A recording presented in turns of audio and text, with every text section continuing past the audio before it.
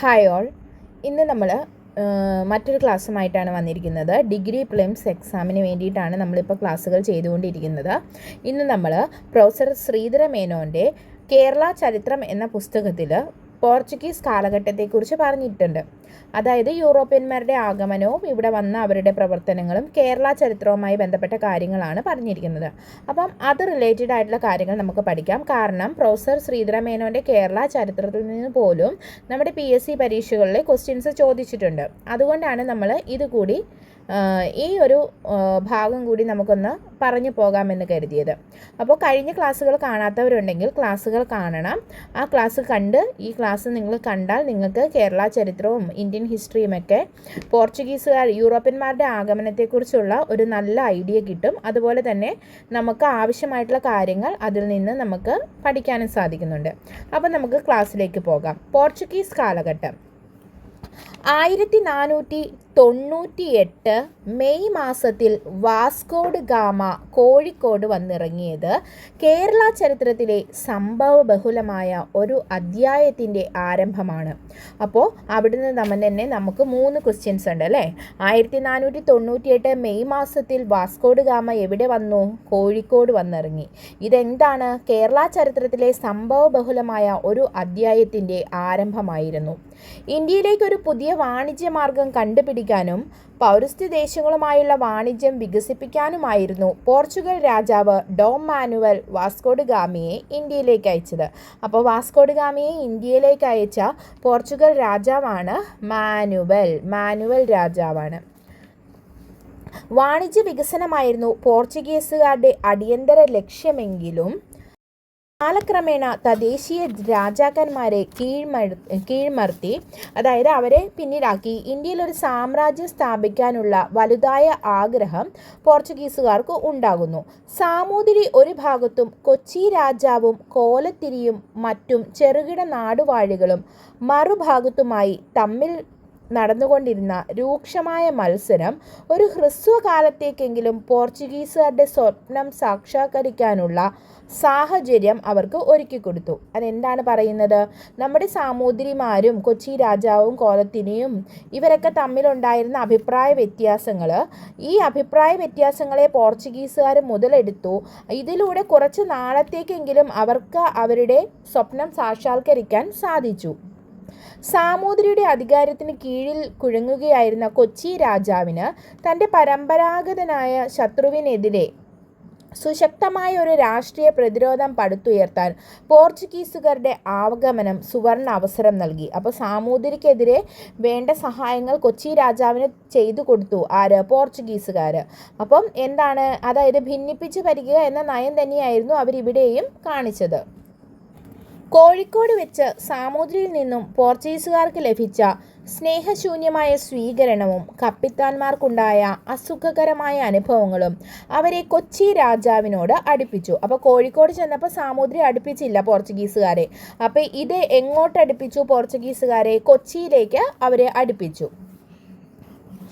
കൊച്ചിയും പോർച്ചുഗീസുകാരും തമ്മിൽ ഒരു പ്രതിരോധാക്രമണ സഖ്യം ഉണ്ടാക്കുകയും ചെയ്തു. അതെന്താണ്? അതായത് കൊച്ചി പോർച്ചുഗീസുകാരും തമ്മിലൊരു പ്രതിരോധാക്രമണ സഖ്യം മീൻസ് കൊച്ചിയെ പോർച്ചുഗീസുകാർ ആക്രമിക്കില്ല, അങ്ങനെ അവരൊരു ഉടമ്പടിയൊക്കെ ഉണ്ടാക്കി. തുടർന്നുണ്ടായ സമരത്തിൽ സാമൂതിരി പോർച്ചുഗീസ് ആക്രമണത്തിനെതിരായി കേരള സ്വാതന്ത്ര്യത്തിൻ്റെ സംരക്ഷകൻ എന്ന നിലയിലേക്ക് ഉയർന്നു. കൊച്ചി രാജാവാകട്ടെ പോർച്ചുഗീസുകാരുടെ ആക്രമണങ്ങൾക്കെല്ലാം പങ്കാളിയായും തീർന്നു. അപ്പോൾ കൊച്ചി രാജാവ് പോർച്ചുഗീസുകാരുടെ ഒപ്പം നിന്നു, സാമൂതിരി ഇതിനെ എതിർത്തു. സാമൂതിരിയോട് തലമുറയായുണ്ടായിരുന്ന വൈര്യം മനസ്സിൽ വെച്ചുകൊണ്ട് കോലത്തിരിയും പോർച്ചുഗീസുകാരെ സഹായിച്ചു. എന്നാൽ അദ്ദേഹം അവർക്കെതിരായി ഉറച്ച നില കൈകൊണ്ട സന്ദർഭങ്ങളും കുറവല്ലായിരുന്നു. കൊല്ലത്തെയും പുറക്കാട്ടെയും രാജാക്കന്മാർ പോർച്ചുഗീസുകാരുടെ ബന്ധുക്കളായിരുന്നു. പോർച്ചുഗീസുകാർ കാർക്ക് കേരളത്തിലെ രാജാക്കന്മാരും നാടുവാഴികളും സ്വമനസ്സാലെ നൽകിയ പിന്തുണയായിരുന്നു അവർക്ക് 1.5 നൂറ്റാണ്ട് കാലത്തോളം കേരളത്തിൽ വാണിജ്യപരമായ ആധിപത്യം ഉറപ്പിക്കാൻ സഹായമായത് അല്ലേ. അതായത് ഇവർക്ക് അങ്ങോട്ടും ഇങ്ങോട്ടുമുള്ള ശത്രുത, ആ ശത്രുതയെ പോർച്ചുഗീസുകാർ മുതലെടുത്തു. അതിൽ പോർച്ചുഗീസുകാരുടെ സഹായം ലഭിക്കുമെന്ന വിശ്വാസത്തിൽ എന്തു ചെയ്തു, കോലത്തിരിയും കൊച്ചി രാജാവും എല്ലാം പോർച്ചുഗീസുകാർക്ക് ഒപ്പം നിന്നു. അപ്പം ഇത് പോർച്ചുഗീസുകാർക്ക് നമ്മളൊരു അവസരം ഉണ്ടാക്കി കൊടുക്കുകയാണ് ചെയ്തത്. അതിന് ആ ഒരു അവസരത്തിലൂടെ ഏകദേശം ഒരു 1.5 നൂറ്റാണ്ട് കാലത്തോളമാണ് കേരളത്തിൻ്റെ വാണിജ്യപരമായ ആധിപത്യം പോർച്ചുഗീസുകാർ അവരുടേതായി ഉറപ്പിച്ചെടുത്തത്. പോർച്ചുഗീസുകാർക്ക് കേരളത്തിലുണ്ടായ ഉദയാസ്തമയങ്ങളുടെ ചരിത്രത്തിലെ പ്രധാന സംഭവങ്ങളാണ് ഈ കേരള ചരിത്രത്തിൽ പ്രൊഫസർ ശ്രീധര മേനോൻ സാറ് വിവരിച്ചിരിക്കുന്നത്. അപ്പം നമുക്ക് അതിൻ്റെ ബാക്കി ഭാഗത്തേക്ക് കടക്കാം. ഇനി വാസ്കോഡഗാമയുടെ ആഗമനം 1498. വാസ്കോഡഗാമ എന്നാണ് വന്നത്? 1498 മെയ്യിലാണ് വാസ്കോഡഗാമ കോഴിക്കോട് വരുന്നത്. കോഴിക്കോട് വന്നപ്പോൾ സാമൂതിരിയും പ്രജകളും പാരമ്പര്യാനുസൃതമായ ആതിഥ്യ മര്യാദയോടെയാണ് വാസ്കോഡഗാമയെ സ്വീകരിച്ചത്. വാസ്കോഡഗാമ കോഴിക്കോട് നഗരത്തിന് ഏതാനും നാഴിക അകലെയുള്ള കോവിലകത്ത് ചെന്ന് സാമൂതിരിയെ സന്ദർശിച്ചു. അപ്പോൾ വാസ്കോഡഗാമ കോഴിക്കോട് എത്തിയതിന് ശേഷം അവിടെ നിന്നും ഏതാനും നാഴിക അകലെയുള്ള കോവിലകത്ത് ചെന്ന് സാമൂതിരിയെ സന്ദർശിക്കുന്നു. 2 നേതാക്കന്മാരുടെയും പരസ്പര സന്ദർശനം വ്യക്തമായ ഫലമൊന്നും ഉളവാക്കിയില്ല. സാമൂതിരിക്ക് അത്ര വലിയ താല്പര്യമൊന്നും ഇല്ലായിരുന്നു. വിൽക്കാൻ തരപ്പെടാത്ത ചരക്കുകൾ സൂക്ഷിക്കാൻ തൻ്റെ അനുയായികളിൽ ഒരു സംഘത്തെ കോഴിക്കോട് നിർത്താൻ അനുവദിക്കണമെന്ന് വാസ്കോഡഗാമയുടെ അഭ്യർത്ഥന സാമൂതിരി നിരസിച്ചു. അപ്പോൾ വാസ്കോഡഗാമ എന്ത് ചെയ്തു? വാസ്കോഡഗാമ പറഞ്ഞു, വിൽക്കാത്ത കുറച്ച് ചരക്കുകളുണ്ട്, ഇത് വിൽക്കാൻ വേണ്ടിയിട്ട് തൻ്റെ അനുയായികളിൽ കുറച്ച് പേരെ കോഴിക്കോട് നിർത്താൻ അനുവദിക്കണമെന്ന് സാമൂതിരിയോട് ആവശ്യപ്പെടുന്നു. പക്ഷെ സാമൂതിരി എന്ത് ചെയ്തു? സാമൂതിരി ഇതിന് അനുവാദം കൊടുക്കുന്നില്ല. നാട്ടിൽ നിലവിലിരിക്കുന്ന നിയമമനുസരിച്ച് പോർച്ചുഗീസുകാർ ചുങ്കം കൊടുത്തു കൊള്ളാമെന്ന് അദ്ദേഹം നിർബന്ധിക്കുകയും ചെയ്തു. വാസ്കോഡഗാമ ആഗസ്റ്റിൽ കോഴിക്കോട്ട് വിട്ടു. യാത്രാമധ്യേ അദ്ദേഹം കോലത്തിരി രാജാവിൻ്റെ ക്ഷണമനുസരിച്ച് കണ്ണൂരിലിറങ്ങി. അവിടെ പോർച്ചുഗീസുകാർക്ക് എല്ലാ വാണിജ്യ സൗകര്യങ്ങളും കോലത്തിരി വാഗ്ദാനം ചെയ്തു. അപ്പോൾ സാമൂതിരിയും കോലത്തിരിയും തമ്മിൽ അത്ര വലിയ ടേംസിലല്ലായിരുന്നു. അപ്പോൾ അതുകൊണ്ട് തന്നെ കോഴിക്കോട് നിൽക്കാൻ സാമൂതിരി അനുവദിച്ചുമില്ല. യാത്രാമധ്യേ എന്ത് ചെയ്തു? ഈ വാസ്കോഡഗാമ കണ്ണൂരിലെത്തുന്നു. കണ്ണൂരിൽ കോലത്തിരി രാജാവിൻ്റെ ക്ഷണം അദ്ദേഹം ക്ഷണിച്ചിട്ടാണ് എവിടെ ഇറങ്ങുന്നത്? കണ്ണൂരിൽ ഇറങ്ങുന്നത്. കോലത്തിരി എന്ത് വേണമെങ്കിലും ചെയ്യാം എന്ന് തയ്യാറായി എല്ലാ വാഗ്ദാനങ്ങളും പോർച്ചുഗീസുകാർക്ക് നൽകുന്നു. പോർച്ചുഗീസ് കപ്പലിൽ ചരക്ക് കയറ്റുന്നതിനെ പറ്റി അദ്ദേഹം വാസ്കോഡഗാമയുമായി ഒരു കരാറിൽ ഏർപ്പെട്ടു. വാസ്കോഡഗാമ 1498 നവംബറിൽ കണ്ണൂർ നിന്നും പുറപ്പെട്ടു. 499 ലിസ്ബണിലെത്തി. അപ്പം 1498 മെയ്യിൽ നമ്മുടെ കേരളത്തിൽ കോഴിക്കോട് കാപ്പാട് വാസ്കോഡഗാമ എത്തുന്നു. അദ്ദേഹം 1498 നവംബറിൽ കണ്ണൂരിൽ നിന്നുമാണ് തിരിച്ച് ലിസ്ബണിലേക്ക് പോകുന്നത്. 1499 വാസ്കോഡഗാമ ലിസ്ബണിൽ തിരിച്ചെത്തുന്നു. നാട്ടിലെത്തിയ വാസ്കോഡഗാമയ്ക്ക് വിരോചിതമായ സ്വീകരണമാണ് ലഭിച്ചത്. അങ്ങേയറ്റത്തെ വിജയമായിരുന്നു അദ്ദേഹത്തിൻ്റെ പര്യടനം. അതായത് ഇവിടെ വന്നൊരു കച്ചവട ബന്ധം ഉണ്ടാക്കാൻ വാസ്കോഡഗാമയ്ക്ക് സാധിച്ചു. ഓക്കെ, വാസ്കോഡഗാമ കൊണ്ടുവന്ന ചരക്കുകളുടെ വില മാത്രം ആ പര്യടനത്തിന് ചെലവായതിൻ്റെ 60 മടങ്ങായിരുന്നു. അപ്പോൾ വാസ്കോഡഗാമ കൊണ്ടുവന്ന ചരക്കുകളുടെ വില, അതായത് അങ്ങോട്ട് വാസ്കോഡഗാമ കൊണ്ടുപോയതിനെ പറ്റിയാണ് പറയുന്നത്. അപ്പോൾ അദ്ദേഹം ഇന്ത്യയിലേക്ക് വന്ന ആ ചെലവിന് ആ യാത്രയ്ക്ക് എത്ര ചെലവായോ അതിൻ്റെ 60 മടങ്ങുമായിട്ടാണ് വാസ്കോഡഗാമ കേരളത്തിൽ നിന്നും തിരിച്ച് ലിസ്ബണിലേക്ക് പോയതെന്നാണ് ചരിത്രം പറയുന്നത്. അടുത്ത ആളാണ് കബ്രാൾ. പോർച്ചുഗീസ് രാജാവ് അടുത്ത പര്യടന സംഘത്തെ പെഡ്രോ അൽവാരിസ് കബ്രാളിൻ്റെ നേതൃത്വത്തിൽ ഇന്ത്യയിലേക്ക് അയച്ചു. അപ്പോൾ വാസ്കോഡഗാമ ലിസ്ബണിൽ എത്തിയതിന് ശേഷം ഇന്ത്യയിലേക്ക് വരുന്ന അടുത്ത പര്യടന സംഘത്തെ നയിച്ചത് ആരാണ്? അത് പെഡ്രോ അൽവാരിസ് കബ്രാളാണ്. 33 കപ്പലുകളും 1500 ആളുകളും ഉണ്ടായിരുന്നു ആ സംഘത്തിൽ. ആപൽക്കരമായ ഒരു യാത്രയ്ക്ക് ശേഷം കബ്രാൽ ഇന്ത്യയിൽ വന്നപ്പോൾ 6 കപ്പലുകളെ അവശേഷിച്ചിരുന്നുള്ളൂ. കബ്രാൽ നയഹീനനും സ്വാധികാര പ്രമാണിയുമായിരുന്നെങ്കിലും അദ്ദേഹത്തിൻ്റെ കൃത്യനിർവഹണം പരാജയമായിരുന്നില്ല. കബ്രാലിൻ്റെ പ്രതിനിധിയായ ഐറസ് കൊറിയ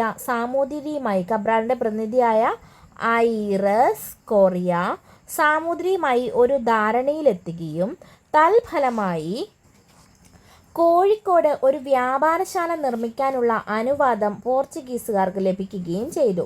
അപ്പോൾ നമ്മുടെ വാസ്കോ ഡ ഗാമയ്ക്ക് കോഴിക്കോട് വ്യാപാരത്തിനുള്ള അധികാരം കിട്ടിയില്ല. പക്ഷേ കബ്രാൾ വന്നപ്പോൾ എന്ത് ചെയ്തു? കോഴിക്കോട് ഒരു വ്യാപാരശാല നിർമ്മിക്കാനുള്ള അനുവാദം പോർച്ചുഗീസുകാർക്ക് ലഭിച്ചു.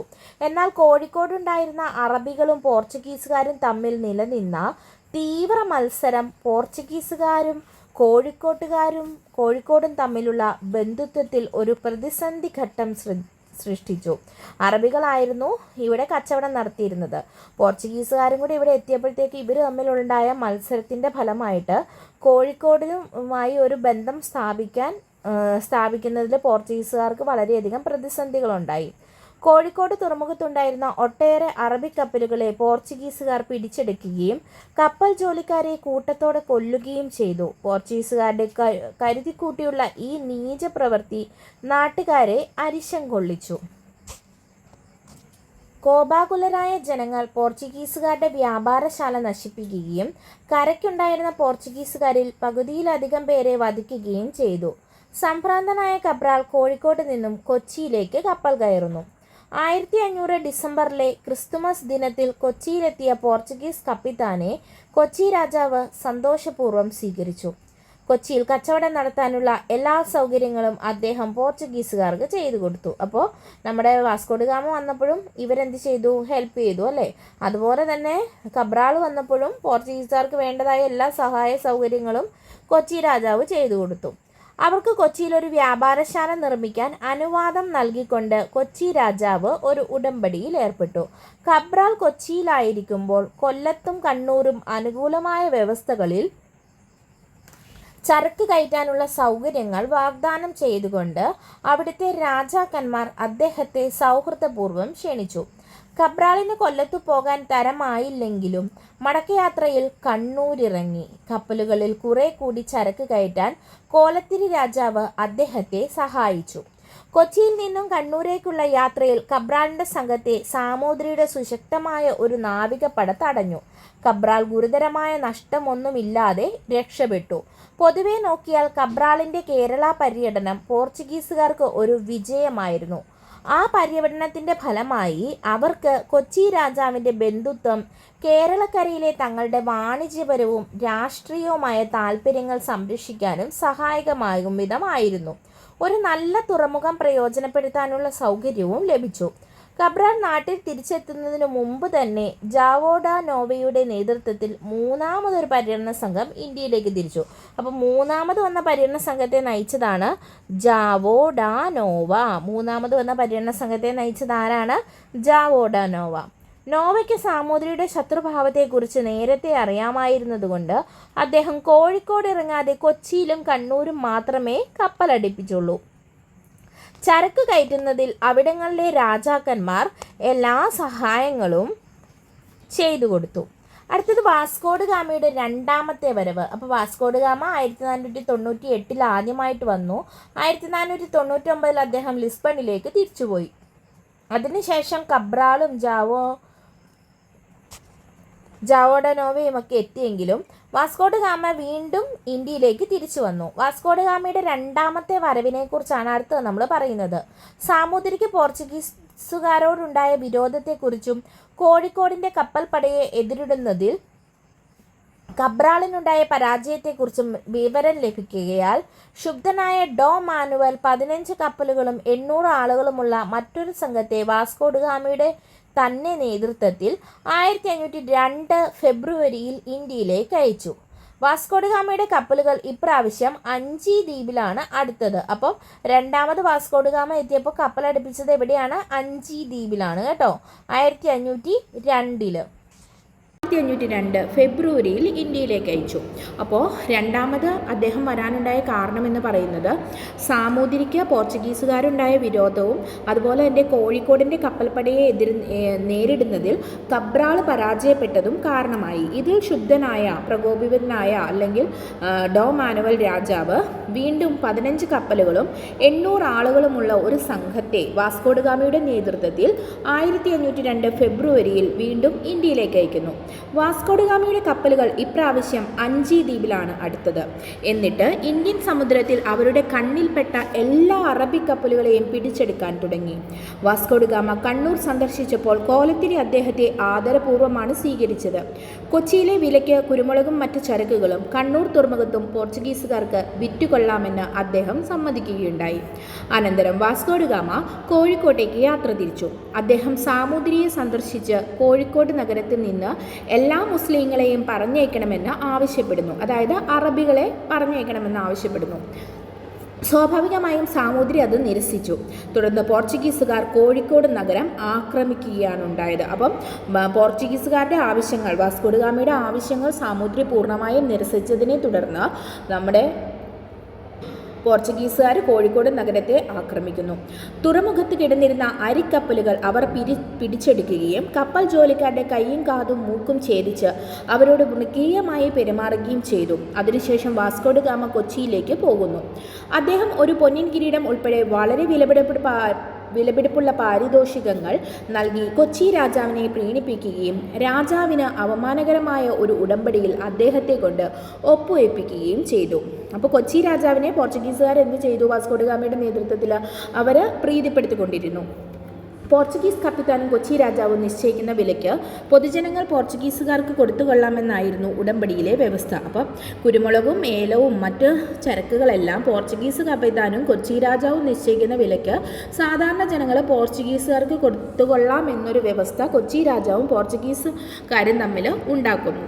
കൊച്ചിയിൽ പോർച്ചുഗീസുകാർക്ക് ഇഷ്ടമുള്ളതെല്ലാം വ്യാപാരശാലകളും സൈന്യ സങ്കേതങ്ങളും സ്ഥാപിക്കാനുള്ള നിരുപാധികമായ അവകാശം ഈ ഉടമ്പടി മൂലം അവർക്ക് കിട്ടി. വാസ്കോഡഗാമ കൊച്ചിയിൽ താമസിക്കുന്ന കാലത്ത് കൊല്ലത്തു നിന്ന് വീണ്ടും ക്ഷണമുണ്ടാകുന്നു. അപ്പോൾ കൊച്ചി രാജാവിൻ്റെ അംഗീകാരത്തോടെ വാസ്കോഡഗാമ ആ ക്ഷണം സ്വീകരിച്ചു. 2 പോർച്ചുഗീസ് കപ്പലുകൾ കൊല്ലത്തെത്തി കുരുമുളക് നിറച്ച് കൊച്ചിയിലേക്ക് പോന്നു. ഇതിനിടയ്ക്ക് കൊച്ചിയും കോഴിക്കോടും തമ്മിൽ ഒരു വലിയ സായുധ സംഘടനത്തിനുള്ള കളമൊരുങ്ങിക്കഴിഞ്ഞു. വാസ്കോഡഗാമ താൻ ശേഖരിച്ച ഭീമാകാരമായ ചരക്കുമായി തുടക്കത്തിൽ കൊച്ചി വിട്ടു. പെട്ടെന്ന് തന്നെ കൊച്ചിയിൽ നിന്നും അദ്ദേഹം പോകുന്നു. സാമൂതിരിക്കെതിരെ സഹായത്തിനു വേണ്ടിയുള്ള കൊച്ചി രാജാവിൻ്റെ അഭ്യർത്ഥനകൾ അദ്ദേഹത്തിൻ്റെ മനസ്സ് മാറ്റിയില്ല. മടക്കയാത്രയിൽ വാസ്കോഡഗാമയ്ക്ക് സാമൂതിരിയുടെ നാവിക സൈന്യത്തെ നേരിടേണ്ടി വന്നു. പക്ഷേ പറയത്തക്ക നാശമൊന്നും സംഭവിക്കാതെ അദ്ദേഹം കപ്പലോടിച്ച് പോയി. അപ്പോൾ രണ്ടാമത് വന്നപ്പോഴും എന്ത് ചെയ്തു? ഇദ്ദേഹം ഇവിടുന്ന് കിട്ടാവുന്നത്രയും എല്ലാം ശേഖരിച്ചുകൊണ്ടാണ് പോയത്. കോഴിക്കോടും കൊച്ചിയും തമ്മിലുണ്ടായ യുദ്ധം. ഈ കാലഘട്ടത്തിൽ സാമൂതിരി കേരളത്തിലെ പോർച്ചുഗീസ് വികസന ശക്തിക്കെതിരെയുള്ള സമരത്തിൻ്റെ നേതാവായി തീർന്നു. തൻ്റെ സാമന്തനായ കൊച്ചി രാജാവിന് പോർച്ചുഗീസുകാർക്കും തമ്മിൽ വളർന്നു വന്ന സൗഹൃദ ബന്ധം അദ്ദേഹത്തെ വ്യാകുലനാക്കി. ഒരു വിദേശ ശക്തിയുമായുള്ള സൗഹൃദ ബന്ധത്തിനാണോ കോഴിക്കോടുമായുള്ള മൈത്രിക്കാണോ കൊച്ചി രാജാവ് മുൻഗണന നൽകുന്നതെന്ന് അസിദ്ധമായി അറിയിക്കാൻ ആവശ്യപ്പെട്ടുകൊണ്ട് സാമൂതിരി കൊച്ചി രാജാവിന് ഒരു സന്ദേശം വെച്ചു. അപ്പോൾ സാമൂതിരിയും കൊച്ചി രാജാവും തമ്മിൽ വളരെ നല്ല രീതിയിലുള്ള ബന്ധമായിരുന്നില്ല ഈ കാലത്ത്. അതാണ് പോർച്ചുഗീസുകാർ ചൂഷണം ചെയ്തത്. കൊച്ചിയിൽ നിന്ന് എല്ലാ പോർച്ചുഗീസുകാരെയും പറഞ്ഞയക്കണമെന്നും അതിൽ ആവശ്യപ്പെട്ടിരുന്നു. പോർച്ചുഗീസുകാരുടെ സംരക്ഷണത്തിൽ സ്വന്തം രാജ്യത്തിൻ്റെ സമുജ്വല ഭാവി സ്വപ്നം കണ്ടുകൊണ്ടിരുന്ന കൊച്ചി രാജാവ് സാമൂതിരിയുടെ നിർദ്ദേശം തള്ളിക്കളഞ്ഞു. 1503 മാർച്ച് 1 കോഴിക്കോട്ട് സൈന്യം കൊച്ചിയിലേക്ക് നീങ്ങി. ലോറൻസോ മൊറീനോയുടെ കീഴിൽ പോർച്ചുഗീസുകാർ സഹായിച്ച കൊച്ചി സൈന്യങ്ങൾ അവരുടെ ഇടപ്പള്ളിക്കോട്ട വിരോചിതമായി പ്രവർത്തിച്ചു. കരവഴിക്കും കടൽ വഴിക്കും ദ്വിമുഖാക്രമണം, അതായത് കരയ്ക്കും വഴിക്കും കടൽ വഴിക്കും 2 തരത്തിലും സാമൂതിരിയുടെ സൈന്യത്തിനെ സമ്മർദ്ദത്താൽ കൊച്ചി സൈന്യം ഈ യുദ്ധത്തിൽ നിന്നും പിന്മാറാൻ നിർബന്ധിതരായി. ആളിലും അർത്ഥത്തിലും അവരുടെ നഷ്ടം വമ്പിച്ചതായിരുന്നു. കൊച്ചിയിലെ 3 രാജാക്കന്മാർ ആ യുദ്ധത്തിൽ മരിച്ചു. കൊച്ചി രാജാവ് എളുകുന്നപ്പുഴ ക്ഷേത്രത്തിലെ സങ്കേതത്തിൽ അഭയം തേടി. മഴക്കാലമായപ്പോൾ ഓണം കഴിഞ്ഞ് ആക്രമണം പുനരാരംഭിക്കാമെന്ന നിശ്ചയത്തോടെ സാമൂതിരി കോഴിക്കോട്ടേക്ക് മടങ്ങി.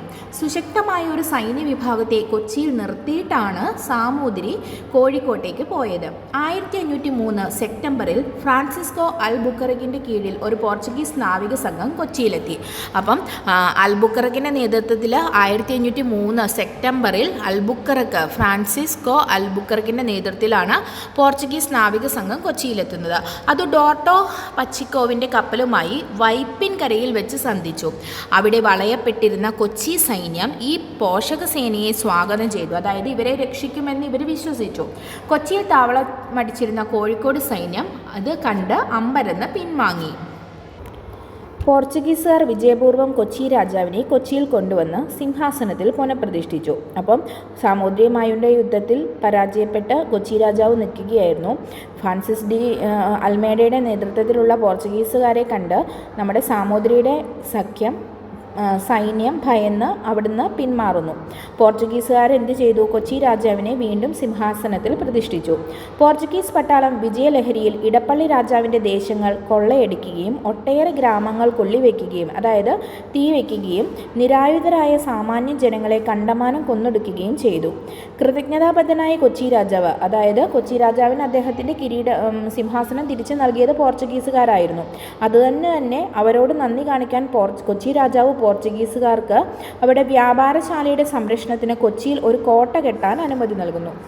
1503 സെപ്റ്റംബർ 27 അടിസ്ഥാന കല്ലിട്ട ഈ കോട്ടയാണ് ഇന്ത്യയിൽ യൂറോപ്യന്മാർ നിർമ്മിച്ച ഒന്നാമത്തെ കോട്ട.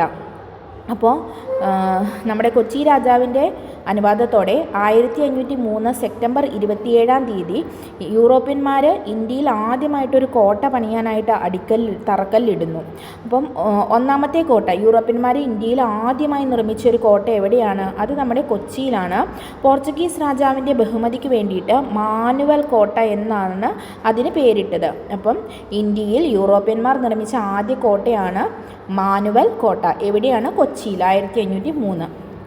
പോർച്ചുഗീസുകാരുടെ നിർദ്ദേശപ്രകാരം കൊച്ചി രാജാവ് 5 കൈമൾമാരുമായി ഒരു കരാറുണ്ടാക്കി. ഈ കരാറിൻ പ്രകാരം കൈമൾമാർ സാമൂതിരിയുമായുള്ള ബന്ധം ഉപേക്ഷിച്ച് കൊച്ചിയുടെ അധീശത്വം അംഗീകരിച്ചു. അതായത് കൊച്ചിയുടെ മേധാവിത്വം അംഗീകരിക്കുന്നു.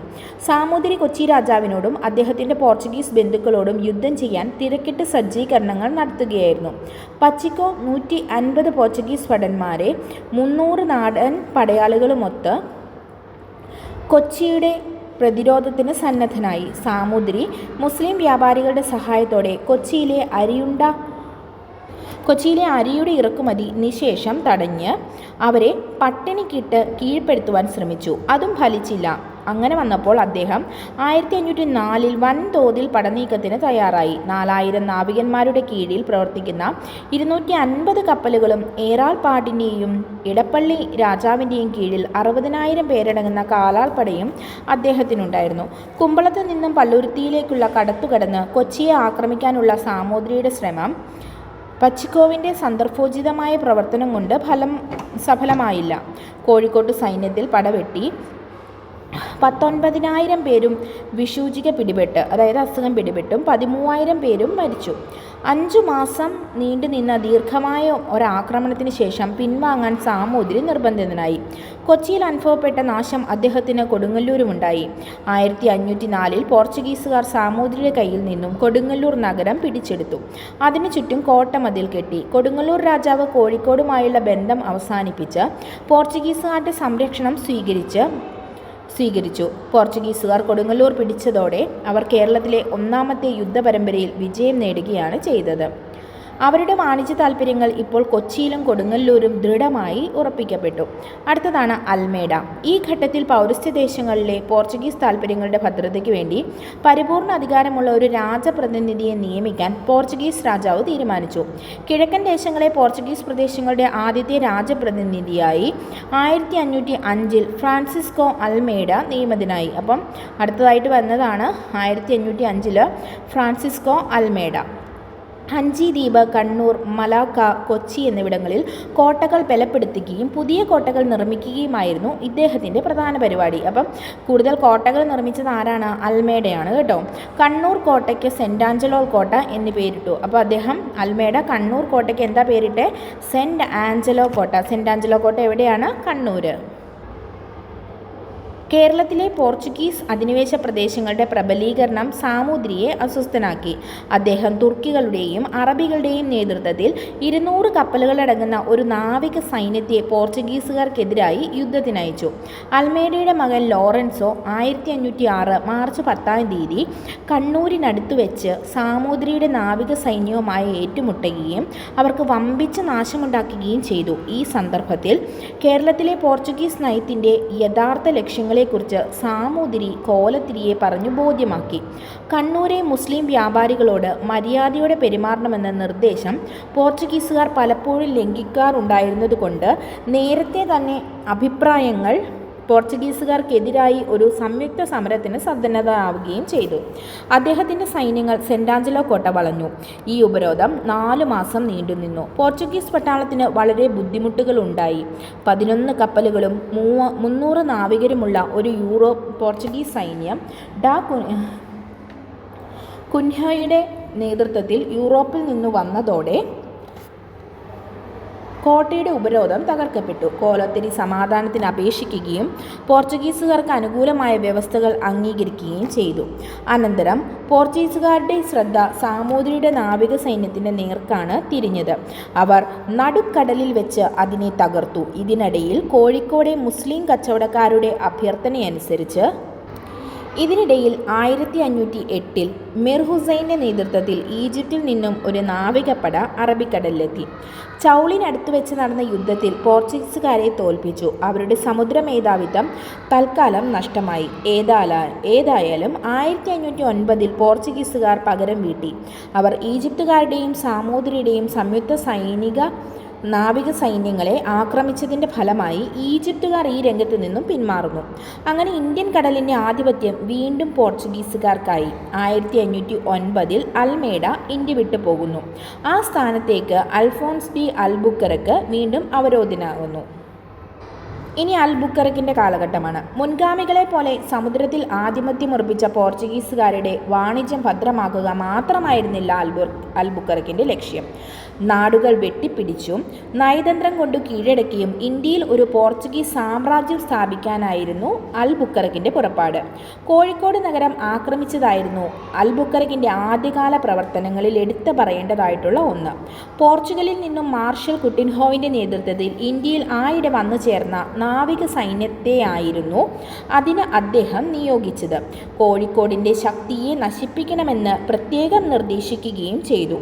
അവർ സാമൂതിരിയുടെ കോഴിക്കോട്ട് കൊട്ടാരം ആക്രമിച്ച് ചുട്ടുകളഞ്ഞു, അതായത് കത്തിച്ചു കളയുന്നു. കോഴിക്കോട്ട് സൈന്യങ്ങൾ പെട്ടെന്ന് അണിനിരന്ന് പോർച്ചുഗീസുകാരെ അവരുടെ കപ്പലുകളിലേക്ക് ഓടിച്ചു. ഈ യുദ്ധത്തിൽ അൽബുക്കർക്കിന് മുറിവേറ്റു. മാർഷൽ കുട്ടിൻഹോ വധിക്കപ്പെടുകയും ചെയ്യുന്നു. ബലം പ്രയോഗിച്ച് സാമൂതിരിയെ കീഴ്പ്പെടുത്താമെന്ന ആഗ്രഹം പരാജയപ്പെട്ടപ്പോൾ കോഴിക്കോടുമായുള്ള ശത്രുത അവസാനിപ്പിച്ച് കേരളത്തിൽ പോർച്ചുഗീസ് താൽപ്പര്യങ്ങൾ സംരക്ഷിക്കാമെന്ന സുപ്രധാനമായ തീരുമാനം അൽബുക്കർക്ക് കൈക്കൊണ്ടു. ഇക്കാര്യത്തിൽ കണ്ണൂരെയും കൊച്ചിയിലെയും രാജാക്കന്മാരുടെ അപ്രീതി അദ്ദേഹം കൂട്ടാക്കിയില്ല. 1513 ഡിസംബറിൽ പോർച്ചുഗീസുകാരും സാമൂതിരിയും തമ്മിൽ ഒരു സന്ധി ഉണ്ടാകുന്നു. ഈ സന്ധി അനുസരിച്ച് പോർച്ചുഗീസുകാർക്ക് കോഴിക്കോട് അവർ തന്നെ തിരഞ്ഞെടുക്കുന്ന സ്ഥലത്ത് ഒരു കോട്ട കെട്ടാൻ അവർ ആഗ്രഹിക്കുന്നത് പോലെ വാണിജ്യം നടത്താനും മറ്റു രാജ്യങ്ങളിൽ നിന്നും മാറ്റക്കച്ചവടത്തിൻ്റെ അടിസ്ഥാനത്തിൽ കുരുമുളക് വാങ്ങാനും അനുവാദം നൽകപ്പെട്ടു. കുരുമുളകിൻ്റെ വില കൊച്ചിയിലെ നിരക്കിലായിരിക്കണമെന്ന് തീരുമാനിച്ചു. കോഴിക്കോട്ടെ പോർച്ചുഗീസ് കോട്ട നശിപ്പിച്ചതുകൊണ്ട് അവർക്കുണ്ടായ നഷ്ടം നികത്താനും പോർച്ചുഗൽ രാജാവിന് ഒരു പാരിതോഷികം എന്ന നിലയ്ക്ക് കോഴിക്കോട്ടെ ചുങ്കത്തിൻ്റെ ഒരു വിഹിതം പോർച്ചുഗീസുകാർക്ക് നൽകാമെന്നും സാമൂതിരി ഈ സന്ധി പ്രകാരം സമ്മതിക്കുന്നു. ഇതിനു പകരമായി കൊച്ചിക്കും കണ്ണൂരിനും എതിരായ യുദ്ധത്തിൽ സാമൂതിരിയെ സഹായിച്ചു കൊള്ളാമെന്ന് പോർച്ചുഗീസുകാരും ഉറപ്പുകൊടുത്തു. പോർച്ചുഗീസ് നയതന്ത്രജ്ഞതയുടെ ഒരു വിജയമായിരുന്നു. അതായത് പോർച്ചുഗീസുകാരുടെ ഒരു സൂത്രപ്പണിയായിരുന്നു ഇത്. എന്തിനാ? സാമൂതിരിയെ ഇവരുടെ കൂടെ നിർത്താൻ വേണ്ടിയിട്ട്. 1513 ഈ സന്ധി കൊച്ചി രാജാവ് പോർച്ചുഗീസ് രാജാവിന് അയച്ച ഒരു കുറിപ്പിൽ ഈ സന്ധിയിലുള്ള പ്രതിഷേധം രേഖപ്പെടുത്തുന്നുണ്ട്. പക്ഷേ പ്രയോജനമൊന്നും ഉണ്ടായില്ല. ഇന്ത്യയിലെ പോർച്ചുഗീസ് ഭരണത്തിൻ്റെ ആസ്ഥാനം കൊച്ചിയിൽ നിന്നും ഗോവയിലേക്ക് മാറ്റാനുള്ള അൽബുക്കർക്കിൻ്റെ തീരുമാനം കൊച്ചി രാജാവിനെ അതായത് അദ്ദേഹത്തിന് അത് അത്ര ഇഷ്ടപ്പെട്ടില്ല. അൽബുക്കർക്ക് പല ഭരണപരിഷ്കാരങ്ങളും നടപ്പിലാക്കി. അദ്ദേഹം ഇന്ത്യക്കാരെ സ്വന്തം സൈന്യത്തിൽ ചേർത്ത് യൂറോപ്യൻ മാതൃകയിൽ അവർക്ക് പരിശീലനം നൽകി. ഈ സമ്പ്രദായം പിൽക്കാലത്ത് ക്ലൈവും ഡ്യുപ്ലേയും അനുകരിക്കുകയുണ്ടായി. അദ്ദേഹം വിദ്യാലയങ്ങൾ സ്ഥാപിക്കുകയും പുതിയ നാണയങ്ങൾ നടപ്പിലാക്കുകയും സതി നിരോധിക്കുകയും ചെയ്തു. അൽബുക്കർക്ക് നീതിപരിപാലനം കർശനമാക്കി. അഴിമതിക്കാരായ പോർച്ചുഗീസ് ഉദ്യോഗസ്ഥർ നടത്തിയിരുന്ന സ്വകാര്യ വാണിജ്യം അദ്ദേഹം ഉന്മൂലനം ചെയ്തു. ഭാരതീയ സ്ത്രീകളെ വിവാഹം കഴിക്കാൻ അദ്ദേഹം പോർച്ചുഗീസ് ഉദ്യോഗസ്ഥരെ പ്രേരിപ്പിച്ചു. മിശ്ര വിവാഹം കൊണ്ടുവന്നത് അൽബുക്കർക്ക്. എല്ലാ അവകാശങ്ങളും നൽകി അവരെ കോട്ടയ്ക്കകത്ത് താമസിപ്പിക്കുകയും ചെയ്തു. വിശ്വാസപൂർവ്വം പോർച്ചുഗീസ് താൽപ്പര്യങ്ങൾ സംരക്ഷിക്കാൻ സന്നദ്ധതയുള്ള ഒരു പുതിയ ജനവർഗത്തെ സൃഷ്ടിക്കാമെന്നും കരുതിയാണ് ഇങ്ങനെ ഒരു സങ്കരവാസ സങ്കേതം, അതായത് മിശ്ര സങ്കേതം സ്ഥാപിക്കുന്ന നയം അൽബുക്കർക്ക് സ്വീകരിച്ചത്. അതിന് ഫലപ്രാപ്തി ഉണ്ടായില്ലെന്ന് മാത്രമല്ല, അത് പോർച്ചുഗീസുകാരുടെ പതനത്തിലുള്ള പ്രധാന കാരണങ്ങളിലൊന്നായി തീരുകയും ചെയ്തു. ഈ നയം ഇങ്ങനെ പരാജയപ്പെട്ടെങ്കിലും അൽബുക്കർക്ക് പൗരസ്ത്യ ദേശത്തേക്ക് വന്ന ഏറ്റവും വിദഗ്ധനായ ഭരണാധികാരിയായിരുന്നു. അദ്ദേഹത്തിൻ്റെ സ്ഥാനത്ത് 1515 ലോപ്പോസോറസ് നിയമിക്കപ്പെട്ടു. അൽബുക്കർക്ക് ഇന്ത്യയിൽ നിന്ന് മടങ്ങിപ്പോകുന്നതിന് മുമ്പ് 1515 ഡിസംബറിൽ ഗോവയിൽ വെച്ച് അന്തരിച്ചു. നമ്മളിപ്പോൾ പഠിക്കുന്നത് ശ്രീധരമേനോൻ്റെ കേരള ചരിത്രത്തിൽ യൂറോപ്യന്മാരുടെ ആഗമനത്തെക്കുറിച്ച് പറഞ്ഞിരിക്കുന്ന കാര്യങ്ങളാണ് കേട്ടോ. അൽബുക്കർക്കിൻ്റെ അനന്തരഗാമികൾ. അൽബുക്കർക്കിൻ്റെ പിന്തുടർച്ചക്കാർ അശക്തന്മാരും അഴിമതിക്കാരുമായിരുന്നതുകൊണ്ട് അവർക്ക് കാര്യമായൊന്നും നേടാൻ കഴിഞ്ഞില്ല. ലോപ്പോസോറസിൻ്റെ കാലത്ത് സാമൂതിരിയെ വധിക്കാൻ ഒരു വിഫല ശ്രമം നടന്നു. രണ്ട് ശക്തികളിലും തമ്മിലുണ്ടായിരുന്ന ശത്രുത പുതിയ രൂപം കൈക്കൊള്ളാൻ ഇത് കാരണമായി. സോറസ് 1516 കൊല്ലം രാജ്ഞിയുമായി ഒരു ഉടമ്പടി ഉണ്ടാക്കി. ഇതനുസരിച്ച് പോർച്ചുഗീസുകാർക്ക് കൊച്ചിയിലെ നിരക്കിൽ കുരുമുളകും മറ്റ് ചരക്കുകളും കൊല്ലം തുറമുഖത്ത് കിട്ടിത്തുടങ്ങി. അവർക്ക് അവിടെ ചുങ്കം കൊടുക്കേണ്ടി വന്നില്ല. സ്ഥലവാസികളായ ക്രിസ്ത്യാനികൾക്ക് അവർ ചില വിശേഷ ആനുകൂല്യങ്ങൾ നൽകി. സെക്യൂറായുടെ കാലത്ത് കൊച്ചി രാജാവ് പോർച്ചുഗീസുകാരുടെ സഹായത്തോടുകൂടി കോഴിക്കോട് ആക്രമിക്കാൻ നിഷ്ഫലമായ ഒരു യത്നം നടത്തി. ഡോട്ടോ ഡി മെനസസിൻ്റെ കാലത്ത് പോർച്ചുഗീസുകാരും സാമൂതിരിയും മുസ്ലിം പ്രജകളും തമ്മിൽ തുറന്ന സംഘടനകളും നടന്നു. മാപ്പിളമാർ 10 പോർച്ചുഗീസ് കപ്പലുകൾ പിടിച്ചെടുക്കുകയും കൊച്ചി തുറമുഖം ആക്രമിക്കുകയും ചെയ്തു. അവർ കുട്ടി അലി എന്ന സമർത്ഥനായ നേതാവിൻ്റെ കീഴിൽ കൊടുങ്ങല്ലൂരും ആക്രമിച്ചു. കോഴിക്കോടുണ്ടായിരുന്ന പോർച്ചുഗീസ് നാവിക സൈന്യം അവരുടെ കൊടിയ ആക്രമണത്തിന് ഇരയായിരുന്നു. ടോട്ടോ ഡി മെനസസ് കർത്തവ്യ നിർവഹണത്തിന് അപ്രാപ്തനാകിയാൽ 1524 വാസ്കോഡ് ഗാമ തന്നെ ഇന്ത്യയിലെ പോർച്ചുഗീസ് ഭരണാധികാരിയായി വീണ്ടും വരുന്നു. അപ്പം വാസ്കോഡ് ഗാമ മൂന്നാമത് വന്നത് ഇന്ത്യയിലെ പോർച്ചുഗീസ് ഭരണാധികാരിയായിട്ടാണ് 1524. ഗോവയിൽ വന്ന മാത്രയിൽ ഡിസൂസയുടെ നേതൃത്വത്തിൽ ഒരു നാവികസേനയെ അയച്ച് കോഴിക്കോട് വെച്ച് കുട്ടി അലിയെ തോൽപ്പിച്ചു. കണ്ണൂർ രാജാവ് തൻ്റെ പ്രശസ്തരായ കപ്പിത്താന്മാരിൽ ഒരാളായ വലിയ ഹസനെ പോർച്ചുഗീസുകാർക്ക് വിട്ടുകൊടുക്കാൻ നിർബന്ധിതനായി. വാസ്കോഡ് ഗാമ അദ്ദേഹത്തെ കണ്ണൂർ കോട്ടയിലെ നിലവറക്കുഴിയിലേക്ക് എറിഞ്ഞു. വാസ്കോഡ് ഗാമയുടെ ഭരണം 3 മാസത്തേക്ക് നീണ്ടു നിന്നുള്ളൂ. 1524 ഡിസംബർ 24 കൊച്ചിയിൽ വെച്ച് അദ്ദേഹം മരിച്ചു. വാസ്കോഡ് ഗാമ അന്തരിച്ചത് 1524 ഡിസംബർ 24 കൊച്ചിയിൽ വെച്ചാണ് കേട്ടോ. കൊച്ചി നഗരത്തിലെ ഇന്നത്തെ സെൻറ്റ് ഫ്രാൻസിസ് പള്ളിയിൽ അദ്ദേഹത്തെ സംസ്കരിച്ചു. വാസ്കോഡ് ഗാമയ്ക്ക് ശേഷം ഹെൻറിക്സ് ഡി മെനസ് തലസ്ഥാനത്ത് നിയമിതനായി. വലിയ ഹസനെ വധിക്കുകയായിരുന്നു അദ്ദേഹത്തിൻ്റെ ആദ്യത്തെ പ്രവൃത്തി. ഇത് പോർച്ചുഗീസുകാരും കോലത്തിരിയുമായുള്ള ബന്ധത്തെ വഷളാക്കി. മെനസസിൻ്റെ കാലത്ത് സമുദ്രാധിപത്യത്തിനു വേണ്ടി പോർച്ചുഗീസുകാരും സാമൂതിരിയും തമ്മിൽ കൊണ്ടുപിടിച്ച സമരങ്ങൾ നടന്നു. സാമൂതിരിയും നാവികസേന നായകന്മാരായിരുന്ന കുഞ്ഞാലിമാർ ഈ സമരങ്ങളിലെ സുപ്രസിദ്ധരായവരാണ്. അപ്പോൾ ഇനി നമുക്ക് കുഞ്ഞാലിമാരെക്കുറിച്ചും ഈ പോർച്ചുഗീസ് ഭരണത്തിൻ്റെ അനന്തരഫലങ്ങളെക്കുറിച്ചുമാണ് പഠിക്കാനുള്ളത്. അത് നമ്മൾ അടുത്ത ക്ലാസ്സിൽ പഠിക്കും. നമ്മൾ യൂറോപ്യന്മാരുടെ ആഗമനം എന്ന ഭാഗത്ത് എന്തൊക്കെ നമുക്ക് കിട്ടുമോ അതെല്ലാം പഠിച്ചിട്ടാണ് നമ്മൾ അടുത്ത ടോപ്പിക്കിലേക്ക് പോകുള്ളൂ. അതുകൊണ്ട് തന്നെ നമുക്കിത് പല ക്ലാസ്സുകളായിട്ട് വേണം എടുക്കാൻ. കിട്ടാവുന്നത്ര പോയിൻറ്റ്സ് നമുക്ക് കളക്ട് ചെയ്ത് പഠിക്കണം. കാരണം എന്താണ്, ഡിഗ്രി പ്രിലിംസിന് എവിടെ നിന്നൊക്കെയാണ് ക്വസ്റ്റ്യൻസ് വരുന്നതെന്ന് നമുക്കറിയില്ല. നമുക്ക് 1 മാർക്കിൻ്റെ ക്വസ്റ്റ്യൻ ആണെങ്കിലും അത് വിലപ്പെട്ടതാണ്. ഇന്ന് നമ്മളിപ്പോൾ പഠിച്ചത് പ്രൊഫസർ ശ്രീധരമേനോൻ്റെ കേരള ചരിത്രത്തിൽ അദ്ദേഹം പറഞ്ഞിരിക്കുന്ന കാര്യങ്ങളാണ്. അപ്പം ഇതിൻ്റെ ബാക്കി ഭാഗമുണ്ട്. അതുപോലെ തന്നെ നമ്മൾ കഴിഞ്ഞ ക്ലാസ്സുകളുടെയും കണ്ടിന്യൂഷൻ ഉണ്ട്. നമുക്ക് എല്ലാവരും കേൾക്കുക. എല്ലാ ക്ലാസ്സുകളും നിങ്ങളിത് കേട്ട് പഠിക്കുക. വേണ്ട പോയിൻറ്റുകൾ എഴുതി വെച്ചൊന്ന് നോട്ട് ചെയ്ത് വെച്ച് മുൻപോട്ട് പോവുക. ഒന്നിച്ച് നമുക്ക് മുൻപോട്ട് പോകാം. നിങ്ങൾക്ക് ക്ലാസ് യൂസ്ഫുൾ ആണെങ്കിൽ നിങ്ങൾ ക്ലാസ് സബ്സ്ക്രൈബ് ചെയ്യുക, നമ്മുടെ ചാനൽ സബ്സ്ക്രൈബ് ചെയ്യുക, മറ്റുള്ളവരിലേക്ക് ഷെയർ ചെയ്യുക. അപ്പോൾ നല്ലൊരു ദിവസം ആശംസിക്കുന്നു. Thank you all. Have A nice day.